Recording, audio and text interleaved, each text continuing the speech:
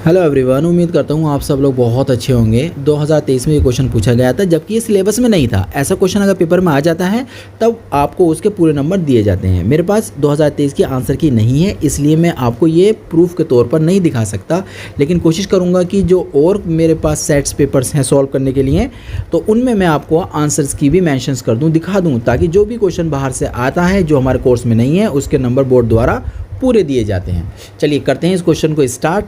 सबसे पहले हम लोग क्या करेंगे, जो हमारे वक्र दे रखे हैं उसको नोट कर लेंगे।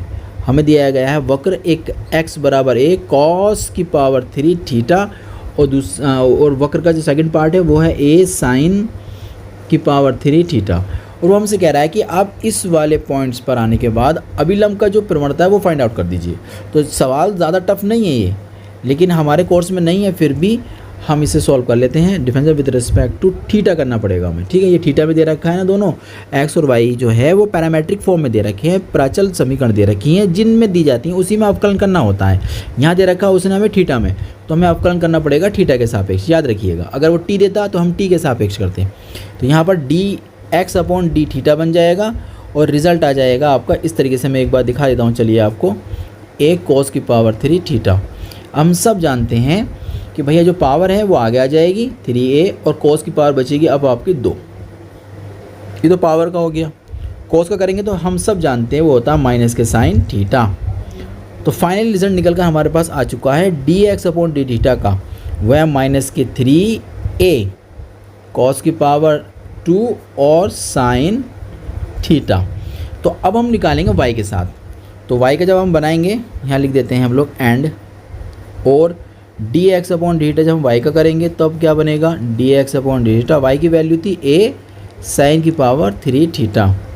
अब क्या करेंगे, a तो बाहर आ जाएगा, पावर कितनी है 3 आगे आ जाएगी, पावर में से करेंगे हम लोग एक कम, वो हो जाएगी 2, तो पावर का हुआ। अब साइन का जब हम करेंगे तो बनेगा उसका कॉस थीटा।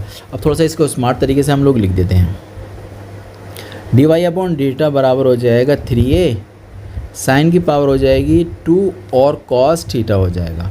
हम लोगों को ना D Y upon D X निकालना होता है, हमें निकालना होता है D Y upon D X. तो उसके लिए हम क्या करेंगे कि D Y upon D X जो होता है एक्चुअली में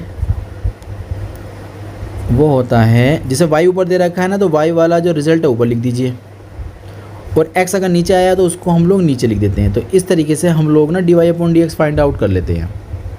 वाई का रिजल्ट था 3a, ये रहा आपके सामने 3a, और साइन की पावर थी 2 और डॉट में था कॉस थीटा। ऐसे ही ना x जो हमारे पास x है ना उसका डेरिवेटिव वो ये रहा, ये हम लोग नोट कर देंगे। ये कितना है, माइनस का 3a, और यहाँ पर है कॉस स्क्वायर थीटा और साइन थीटा दे रखा है। अब जितना कट सकता है उतना काट दीजिए, 3a से 3a कैंसिल आउट हो जाएगा। रिजल्ट्स आपको मिल जाएगा इस तरीके से। देखिए, एक जो साइन है नीचे वाला ऊपर वाले एक साइन से कम हो जाएगा, एक कॉस है इस वाले कॉस से कम हो जाएगा, तो ऊपर तो बचेगा आपके पास साइन थीटा, नीचे बचेगा कॉस थीटा और निगेटिव साइन के साथ। तो निगेटिव साइन हम आगे ले लेते हैं, ठीक है। वैसे तो ये दोनों मिलकर क्या बना देंगे, ये दोनों मिलकर टैन थीटा बना रहे हैं। तो d Y upon D x हम लोगों ने फाइंड आउट कर लिया। याद रखिएगा, ये d Y upon D x स्पर्श रेखा की प्रवणता को शो करता है, लेकिन अभिलंब की प्रवणता निकालने के लिए हमें इस पर काम करना पड़ेगा अभी और। चलिए क्वेश्चन को थोड़ा सा आगे और देखते हैं। क्वेश्चन ने हमसे कहा था थीटा बराबर पाई बाई 4 पर आप फाइंड करिए, थीटा बराबर पाई बाई 4 पर। तो हमें थोड़ा सा काम और भी करना पड़ेगा अभी। थीटा बराबर पाई बाई 4 पर पेपर में अभिलंब की प्रवणता भी पूछ सकता है, स्पर्शी की भी पूछ सकता है। वो इसलिए पूछ ली जाती हैं क्योंकि डिफरेंशियल ही करना होता है, जबकि कोर्स में हमारे ये नहीं है। याद रखिएगा, पेपर में एक्स्ट्रा क्वेश्चंस के मार्क्स दे दिए जाते हैं। तो ये जो प्रवणता d Y upon D x निकाली ना -1, एक्चुअली में ये स्पर्श रेखा की प्रवणता आ जाएगी। हमें निकालनी है अभिलंब की, तो अभिलंब की जो कंडीशन होती है वो थोड़ी सी एक स्टेप इससे आगे होती है। देखिए कैसे निकालते हैं हम लोग अभिलंब की प्रवणता। जो भी प्रवणता निकाली है हमने वो स्पर्शी की निकाली थी, तो अभिलंब की प्रवणता में कुछ नहीं करना होता, वो उसको डिफरेंशिएट को 1 अपॉन कर दिया जाता है विद नेगेटिव साइन। याद रखिएगा, विद नेगेटिव साइन उसको इस तरीके से लिख दिया जाता है। तो हमने इसका रिजल्ट निकाला था -1, ये दोनों माइनस माइनस हो जाएंगे +1, नीचे बचेगा +1, तो फाइनल रिजल्ट निकल कर आ जाएगा 1।